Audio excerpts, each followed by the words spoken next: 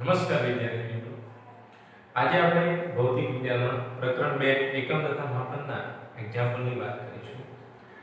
અહીં 2.16 નંબરનો જે પ્રશ્ન આપેલો છે જે આ મુજબ છે: પરમાણ્વીય માપનની લંબાઈનો સુવિધાજનક એકમ એંગસ્ટ્રોમ છે અને તે 1 એંગસ્ટ્રોમ બરાબર 10 ની -10 મીટર દ્વારા દર્શાવાય છે. હાઇડ્રોજન પરમાણુનો વિસ્તાર 0.5 એંગસ્ટ્રોમ છે. તો 1 મોલ હાઇડ્રોજન પરમાણુનું આણ્વિક કદ કેટલા મીટર ક્યુબ થશે? પ્રશ્ન આપેલો છે આ રીતે. હવે આપણે એમાં આપેલા ડેટાને અહીંયા લખીએ તો હાઇડ્રોજન પરમાણુનો વિસ્તાર એટલે અહીંયા ઇન શોર્ટ કેવું હોય તો ત્રિજ્યા આપી દીધેલી છે જેની કિંમત 0.5 એંગસ્ટ્રોમ છે. એટલે કે હવે અહીંયા તમારે આ રિલેશન યુઝ કરીએ 1 એંગસ્ટ્રોમ બરાબર 10 ની -10 મીટર, તો આનો જવાબ શું થશે? 0.5 ગુણ્યા 10 ની -10 મીટર. 1 મોલ હાઇડ્રોજન પરમાણુનું આણ્વિક કદ શોધવાનું કીધું છે. હવે મિત્રો અહીંયા સમજો, થોડું આગળના ધોરણોનો ઉપયોગ અહીંયા આપણે કરીશું. 1 મોલ જથ્થો જે છે એટલો હાઇડ્રોજન આપણે ભેગો કરીએ તો એનું કદ કેટલું થાય? તો અહીંયા આપણે શું કરવું પડે? તો સૌપ્રથમ આપણે 1 હાઇડ્રોજન જે છે એનું કદ મેળવી લાવવું પડે અને એ કદ મળ્યા પછી આપણે શું કરીશું? કુલ સંખ્યા વડે એને પૂરી લઈશું. તો તમને ખ્યાલ છે કે 1 મોલ હાઇડ્રોજન ની અંદર કેટલા પરમાણુ આવેલા હોય? તો 1 મોલ હાઇડ્રોજન ની અંદર એવોગેડ્રો અંક જેટલા પરમાણુ આવેલા હોય. તો એ કિંમત આપણને ખબર છે એવોગેડ્રો અંકની, અહીંયા આપેલી નથી પણ આપણને ખ્યાલ છે, તો એના વડે આપણે છેલ્લે ગુણી દઈશું. તો સૌથી પહેલું કામ શું કરીશું? હાઇડ્રોજન પરમાણુની ત્રિજ્યા આપેલી છે તો આ હાઇડ્રોજન પરમાણુના કદની ગણતરી કરીશું. તો પહેલું કામ આપણે આ કરીશું. અહીંયા હાઇડ્રોજન પરમાણુનું કદ, હાઇડ્રોજન પરમાણુનું કદ બરાબર V is equal to 4/3 pi r cube, 4/3 pi r cube. હવે આની અંદર કિંમતો ભરી દઈએ તો V is equal to 4/3 ગુણ્યા 3.14 ગુણ્યા r cube 0.5 ગુણ્યા 10 ની -10 અને એની 3 ઘાત. તો આનું સાદુરૂપ આપી દઈએ. તમે કેલ્ક્યુલેટર ઉપર આનું સાદુરૂપ આપી શકો છો. આપણે અહીંયા જે પરમાણુ છે એનું કદ પહેલા મેળવી લઈએ છીએ.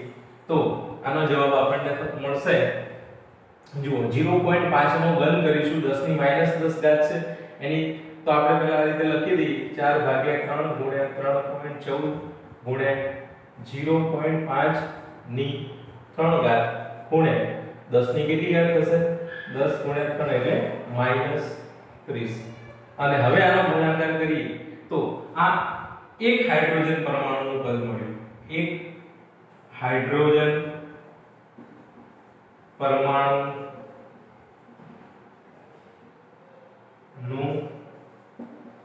કદ કેટલું મળે છે? તો 4 ગુણ્યા 3.14 ગુણ્યા 0.5 ગુણ્યા 0.5 ગુણ્યા 0.5 ભાગ્યા 3 અને આનો જવાબ જે મળે છે એ આપણને આટલું પ્રાપ્ત થાય છે 5.23 ગુણ્યા 10 ની -31 ઘાત. 5.23 ગુણ્યા 10 ની -31 ઘાત. એકમ થશે કદ છે, r ની 3 ઘાત છે, તો એકમ આવશે અહીંયા મીટર ક્યુબ. આટલું કર્યા પછી આપણે હજી શું મેળવવાનું બાકી છે? 1 મોલ હાઇડ્રોજન પરમાણુનું કદ. તો 1 મોલ હાઇડ્રોજન પરમાણુનું કદ બરાબર Na ગુણ્યા V. અને આ Na ગુણ્યા V એટલે Na એટલે એવોગેડ્રો અંક અને V એટલે આ જે કદ લાયા છીએ આ બેનો ગુણાકાર. તો Na ની જગ્યાએ આપણને ખબર છે 6.023 ગુણ્યા 10 ની 23 ઘાત અને V નો જવાબ લાયેલા છે 5.23 ગુણ્યા 10 ની -31 ઘાત.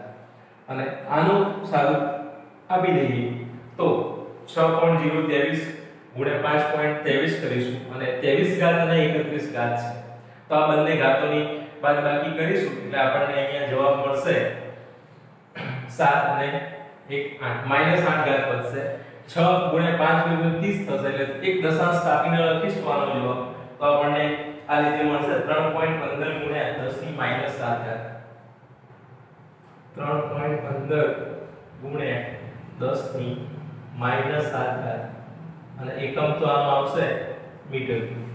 હવે મિત્રો આને સાર્થક અંકોના સંદર્ભમાં લખવું હોય તો કેટલો જવાબ લખાય તો તમે જોઈ શકો છો કે અહીંયા જે વેલ્યુ આપેલી છે મૂલ્યનું આમાં એક ડિજિટ છે એક સાર્થક અંક છે તો આને આપણે સાર્થક અંકોના સંદર્ભમાં લખવું હોય તો એપ્રોક્સિમેટલી આને લખાય 3 ગુણ્યા 10 ની -7 ઘાત મીટર ક્યુબ.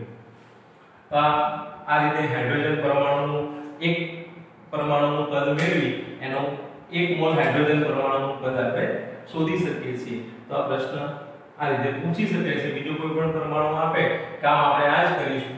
સૌપ્રથમ એક પરમાણુનું કદ મેળવીશું અને ત્યારબાદ એના જેટલા પણ જથ્થાની વાત કરી હોય એનું કદ મેળવી લઈશું તો આ પ્રશ્ન પૂરો થઈ જાય છે. હવે આના ઉપરથી બીજો પ્રશ્ન આપેલો છે 2.17 જેની વાત કરીએ મિત્રો 2.17 નંબરનો જે પ્રશ્ન આપેલો છે ત્યાં મુજબ છે 1 મોલ આદર્શ વાયુ પ્રમાણભૂત તાપમાને અને દબાણે 22.4 લીટર જગ્યાએ કોષમાં આપેલું છે મોલર કદ રોકે છે.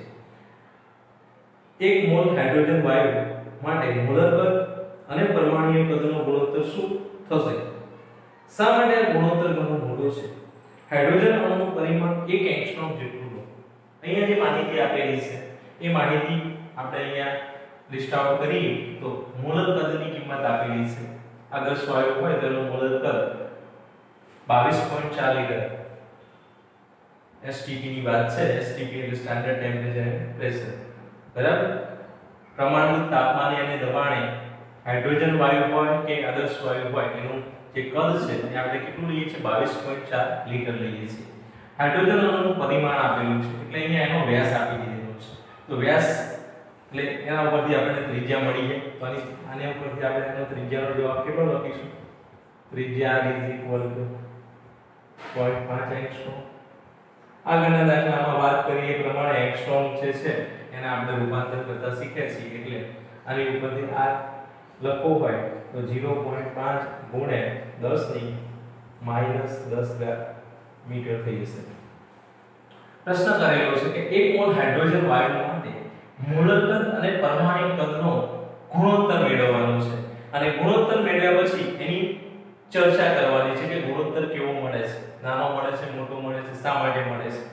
તો સૌપ્રથમ આપણે અહીંયા જે આગળના દાખલામાં કર્યું એ જ કામ કરી લઈએ. તો હાઇડ્રોજન પરમાણુનું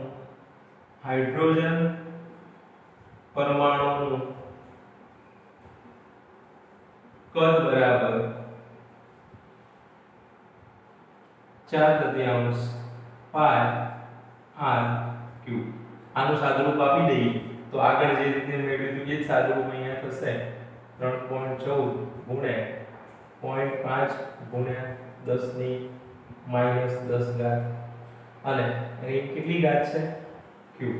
તો આનું સાદુરૂપ આગળના દાખલામાં આપી દીધું એટલું જ મળશે જે આપણને કેટલું મળતું હતું 5.238 ગુણ્યા 10 ની -31 ઘાત 5.238 ગુણ્યા 10 ની -31 ઘાત.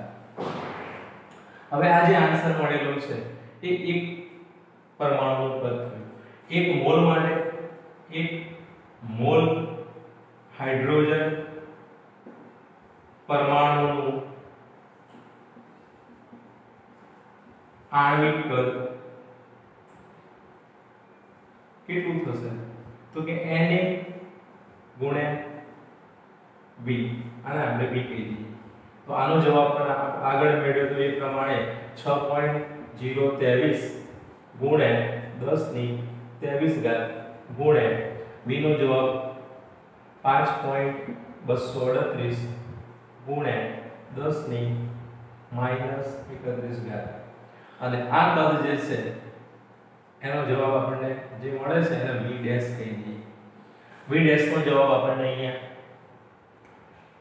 પ્રાપ્ત થશે આગળ મેળવ્યું તે પ્રમાણે. એનો જવાબ મળે છે 3.154 ગુણ્યા 10 ની માઈનસ 7 ઘાત. 3.154 ગુણ્યા 10 ની માઈનસ 7 ઘાત મીટર ક્યુબ. આગળના દાખલામાં આને આપણે ડાઉનલોડ કરીને લાવ્યા હતા 3.3 ગુણ્યા 10 ની માઈનસ 7 ઘાત મીટર ક્યુબ. આ જે કદ મળેલું છે આ કદની આ કદ સાથે સરખામણી કરવાની થાય તો મોલર કદ જે છે એને આપણે લીટરમાં દિશામાં ફેરવી કાઢીએ મીટર ક્યુબમાં તો 22.4 ગુણ્યા હવે લીટર અને મીટર વચ્ચેનો સંબંધ તમને ખ્યાલ છે યાદ રાખીશું કે 1 ml = 1 સેન્ટીમીટર ક્યુબ. આવું યાદ રાખીશું 1 ml 1 મિલી 1 ml = 1 સેન્ટીમીટર ક્યુબ. તો આની ઉપરથી અહીંયા હું મીટર ક્યુબમાં લઈ જઉં અને અહીંયા ml ના લીટર કરી નાખું તો અહીંયા શું લખાશે 10⁻³ લીટર = અહીંયા 10⁻² નો ઘન એટલે -6 ઘાત મીટર ક્યુબ. તો હવે 1 લીટર = શું મળ્યું 1 લીટર = 10⁻³ મીટર ક્યુબ બન્યું.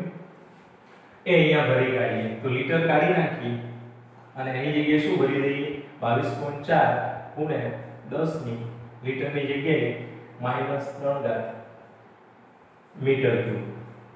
આટલું કામ કરીશું એટલે આ કદ અને આ બે કદનો ગુણોત્તર મેળવવામાં સરળતા રહેશે. તો હવે આપણે શું મેળવવું છે મોલર કદ ભાગ્યા પરમાણિક કદ. મોલર કદ કેટલું છે તો કે 22.4 ગુણ્યા 10 ની -3 ઘાત અને પરમાણિક કદ કેટલું લાયા આપણે 3 ગુણ્યા 10 ની -7 ઘાત મીટર ક્યુબ નીકળી જશે. તો આનો જે જવાબ છે એ મેળવીએ આપણે તો એ આપણને 7.1 ગુણ્યા 10 ની 4 ઘાત મળે છે. 7.1 ગુણ્યા 10 ની 4 ઘાત. એપ્રોક્સિમેટલી કહેવું હોય તો આને આપણે રાઉન્ડ ઓફ કરીને 10 ની 5 ઘાત પણ લખી શકીએ. હવે આ ગુણોત્તર એ 10 ની 5 ઘાત જેટલો મોટો શા માટે મળે છે એની પણ અહીંયા ચર્ચા આપેલી છે. તો અહીંયા જે ગુણોત્તર આપેલો છે એ 10 ની 5 ઘાત જેટલો ઘણો મોટો થાય છે. આના પાછળનું કારણ આપણે એ બતાવીશું કે ધારો કે આપણી જોડે અહીંયા 1 મોલ વાયુ છે. આ એક પાત્ર છે આની અંદર 1 મોલ વાયુ રહેલું છે. તો 1 મોલ વાયુના જે અણુઓ છે એ ઘણે દૂર આવેલા છે. કોની સરખામણીમાં તો એની સાઈઝની સરખામણી. આ જે ડિસ્ટન્સ છે between inter molecule અણુઓ વચ્ચેનું જે અંતર છે એ ઘણું વધારે છે as compared to their size. એટલે અણુઓ વચ્ચેનું અંતર એ એમના કદની સરખામણીમાં ઘણું મોટું છે. માટે આ જે ગુણોત્તર છે એ ઘણો મોટો મળે છે. કારણ કે આ ડિસ્ટન્સ ઘણું દૂર હોય અને તમે એ પ્રમાણે એનું કદ મેળવો. વાસ્તવિક પરિસ્થિતિમાં અણુઓ કેવા રહેલા છે ઘણે દૂર રહેલા છે અને તમે જે આ ગણતરી કરીને લાયા 1 મોલ હાઇડ્રોજન પરમાણુનું કદ જે મળે છે આપણને 3 ગુણ્યા 10 ની -7 ઘાત. એ આપણે કેવી રીતે ગણ્યું તો એની ગણતરી આપણે આ રીતે કરી કે આ એક પાત્ર છે આની અંદર અણુઓને એવી રીતે ભરેલા છે આ રીતે એકબીજા સાથે ટચ થઈ મૂકેલા હોય એ રીતે જેમ આપણે ઘન પદાર્થની વિચારણા કરીએ છીએ અને ઘન પદાર્થના અણુઓ જે રીતે રહેલા હોય છે એવી ગણતરી આપણે આ પાત્ર માટે કરીએ તો એ 1 મોલ હાઇડ્રોજન પરમાણુનું કદની ગણતરી થઈ કહેવાય. એટલે આ જે જવાબ મળેલો છે આ જવાબ કોના માટેનો છે? આ સિચ્યુએશન પ્રમાણે કે અણુઓ એકબીજા સાથે કેવી રીતે સ્પર્શીને રહેલા છે અને વાસ્તવિક પરિસ્થિતિ જેને આપણે મોલર કદની અંદર લઈએ છીએ આદર્શ પરિસ્થિતિમાં STP તો એમાં અણુઓ એકબીજાથી ઘણે દૂર રહેલા છે. હવે તમે સમજી શકો છો કે આની અંદર માની લો કે એક મોલ જથ્થો લઈએ તો એને જેટલા અણુઓ હોય અને આની અંદર પણ એને જેટલા અણુઓ હોય પણ એને જેટલા અણુઓ અડી રહેલા હોય તો એ આટલામાં સમય જવાના અને એટલા જ અણુઓ આની અંદર છે પણ એ છૂટા છે તો એના માટેની જે જગ્યા છે વધારે જોઈશે. માટે મોલર કદનો જવાબ એ પરમાણિક કદ જે છે એક મોલ હાઇડ્રોજનનું એના કરતા ઘણો મોટો મળે છે અને લગભગ 10 ની 5 ઘાત 7.1 છે એટલે આને રાઉન્ડ ઓફ કરીએ તો 10 ગણી શકાય. 10 ગુણ્યા 10 ની 4 ઘાત એટલે 10 ની 5 ઘાત. તો આ બાબત તમારે નીચે નોંધવાની છે કે અહીં મોલર કદની અંદર અણુઓને આપણે એમની સાઈઝની સરખામણીમાં ઘણે દૂર હોવાને કારણે મોલર કદ ઘણું મોટું મળે છે. જ્યારે તમે એક મોલ પરમાણુનો વિચાર કરી એનું કદ મેળવો છો એની ગોઠવણી આ રીતની વિચારવામાં આવે છે. માટે આ કદનો જવાબ નાનો મળે છે. તો આ -3 ઘાતમાં મળ્યું, આ -7 ઘાતમાં મળ્યું. માટે આ ગુણોત્તર આપણને કેવો મળે છે? મોટો મળે છે. તો આ કારણ આપણે નીચે એડ કરીશું. બરાબર? તો આ રીતનો પ્રશ્ન અહીંયા પૂરો થઈ જાય છે. હવે અહીંયા ઘણી વખતે પરિમાણનો મતલબ શું કરવો?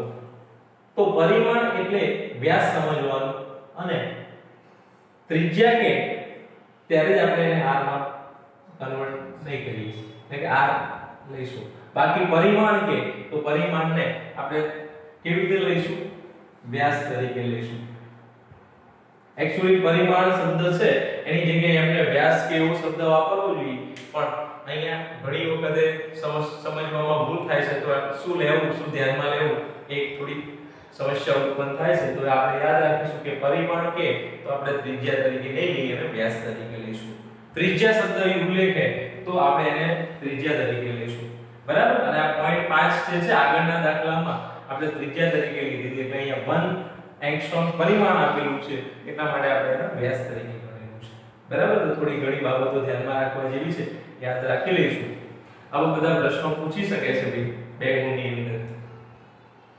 આગળના પ્રશ્નની વાત કરીએ 2.18. મિત્રો અહીંયા 2.18 નંબરનો જે પ્રશ્ન આપેલો છે સમજીએ. સામાન્ય અવલોકન સમજાવો.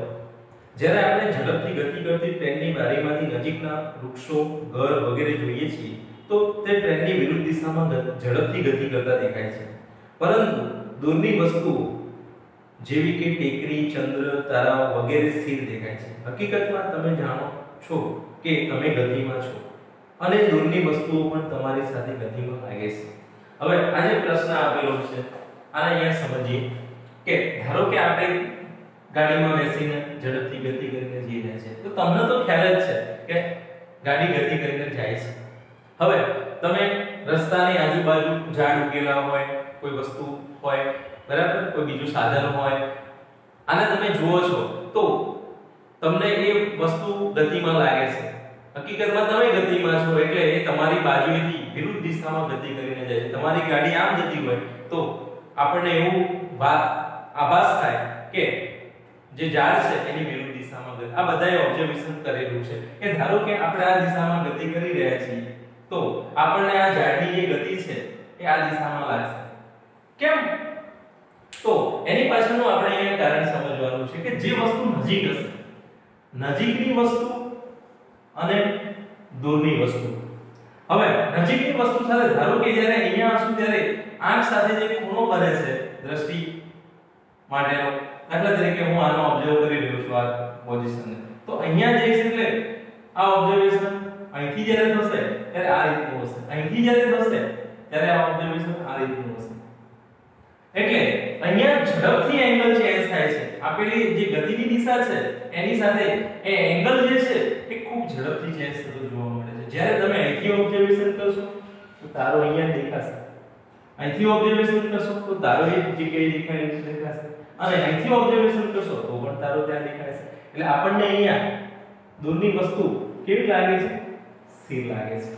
નજીકની વસ્તુ વિરુદ્ધ દિશામાં ગતિ કરતી હોય એવું માનવું પડે છે. જો આપણી ગતિ આમ થતી હોય તો નજીકની વસ્તુની જે ગતિ છે એની વિરુદ્ધ દિશામાં થતી માનવું પડે છે. તો આવું કેમ થાય છે? આની પાછળનું શું કારણ લખીશું આપણે. આપણું આ ઓબ્ઝર્વેશન છે કે ગતિ આમ કરીને આવી રહ્યા છે તો આજુબાજુની વસ્તુઓ જે સ્થિર છે એ આપણને આપણી ગતિની વિરુદ્ધ દિશામાં ગતિમાં લાગે છે, પરંતુ દૂરની કોઈ વસ્તુ છે એ આપણને સ્થિર લાગે છે. તો આની પાછળનું કારણ એ આપીશું કે દ્રષ્ટિ સ્થાન ભેદ કોણની જે વાત કરતા હતા, આગળ પણ વાત થઈ હતી, એ કોણ અહીંયા બદલાતો નથી અથવા બદલાય છે પણ કેવો ખૂબ ઓછો ડિફરન્સ જોવા મળે છે. એંગલ બહુ જ નાનો અહીંયા ચેન્જ થતો જોવા મળે છે. જ્યારે આ પોઝિશનની અંદર એંગલ જે મળે છે એ એંગલ ઝડપથી બદલાતો માલુમ પડે છે. માટે જે દ્રષ્ટિ સ્થાન ભેદ કોણ છે એ અહીંયા બદલાયેલો માલુમ પડે છે. આ પોઝિશનમાં નજીકની વસ્તુ માટે, દૂરની વસ્તુ માટે બદલાયેલો માલુમ પડતો નથી. લગભગ વસ્તુ એટલા માટે સ્થિર દેખાય છે. તો આના માટે આપણે આ બાબત ધ્યાનમાં લઈશું. દ્રષ્ટિ સ્થાન ભેદ કોણ જો ઝડપથી બદલાતો હોય તો વસ્તુ ગતિમાં લાગે અને એની ગતિ આપણી ગતિની વિરુદ્ધ દિશામાં માલુમ પડશે.